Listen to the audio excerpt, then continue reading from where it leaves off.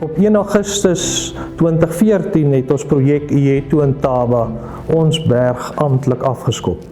Ons projek is van die begin af geanker op beginsels wat vir ons ononderhandelbaar was. Die Pels-inisiatief was vanaf 2016 af betrokke by ons en ek is nie vandag spyt dat ons van die Pels-inisiatief en die model gebruik gemaak het om te herstruktureer nie. Want dit het vir ons baie gehelp met ons fasiliteeringsproses, met ons kommersiële vernoot. Ek is baie trots as ek terugkyk om te sien waar ons is vandag. Ons het begin aanvanklik met 76 hektaar. En ons staan nou op 100, van 28 af is ons op 103, waarvan ons so 83% onder net is. The other BEE project must learn from us. Firstly, there is no shortcuts in business. And secondly, choose the right partners that understand the ins and outs of the agricultural sectors. We were one of the fortunate people which were chosen within the Mara Farm Dongorbos estate by Mr. C.P. van der Merwe. May soul rest in peace. En dan het ons ook besluit, ons gaan dinge die eerste keer reg doen.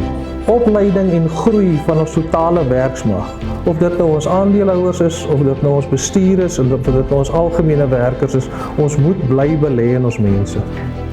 En om vir die eerste keer in jou eie boerdery in te stap en jy het gedink jy weet alles, vind jy agter sommer ewe skielik uit jy weet eintlik niks. En om te sien hoe jou produk groei en hoe ons elke keer na terugslag ryp vrugte wat wegry, vrugte wat deur die haal weggeslaan word, groot winskares wat ons kry, elke keer kan opstaan, weer begin en aan te gaan. Dit is dit, en nie te gaan lê nie toe te laat dat omstandighede jou toekoms bepaal het. Dit is vir my die wat ek die meeste geniet.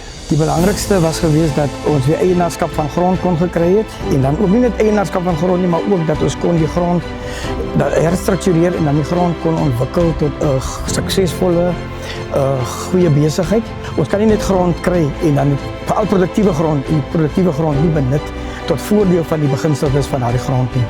Die oomblik toe ons besluit om hierdie grond te koop, dit was vir my die beste besluit wat ek in my lewe geneem het. And with the mentorship, it is very important to adhere to the mentorship because he's there to take your hand and help you.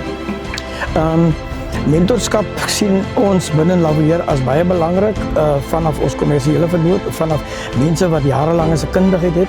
Ek dink jy ons hoef in grondhervormings of in bemagtigingsprojekte weer die wiel te herontwerp nie, want ek dink ons land het ongelooflike kundigheid in landbou wat oor jare en oor geslagte lank gevestig daar is.